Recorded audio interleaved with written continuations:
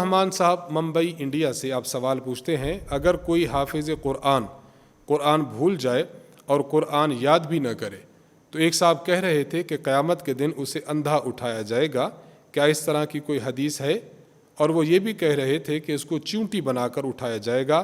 اس روایت کا بھی کوئی علم ہو تو جواب دے کر شکریہ کا موقع عنایت فرمائیں۔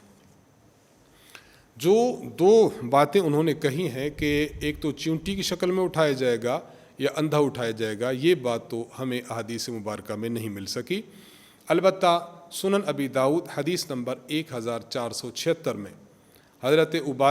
سعد بن عبادہ رضی اللہ تعالی عنہ سے روایت ہے، آپ فرماتے ہیں کہ رسول اللہ صلی اللہ علیہ وسلم نے ارشاد فرمایا،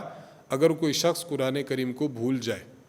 تو پھر اس بھلانے کا جو خمیازہ اسے قیامت کے دن بھگتنا پڑے گا وہ یہ کہ اللہ تعالیٰ سے ملے گا تو وہ اجزم ہوگا۔ اجزم کا معنی اس کو کوڑھ کا مرض لائق ہوگا، اس حالت میں خدا سے ملے گا۔ تو یہ روایت تو ملتی ہے، باقی اندھا ہونے کی اور چیونٹی والی روایت ہمارے علم میں نہیں ہے۔ انہوں نے کہی ہے تو ان سے حوالہ پوچھ لیا جائے۔ اور مولا علی قاری رحمہ اللہ تعالیٰ نے اس روایت کا مطلب بھی یہ بیان فرمایا کہ ایسا شخص جو قرآن کریم کو یاد کرے پھر بھول جائے تو قیامت کے دن اس کو یہ وبال اٹھانا پڑے گا۔ فرماتے ہیں اس کا مصداق وہ شخص ہے جو قرآن یاد کرتا ہے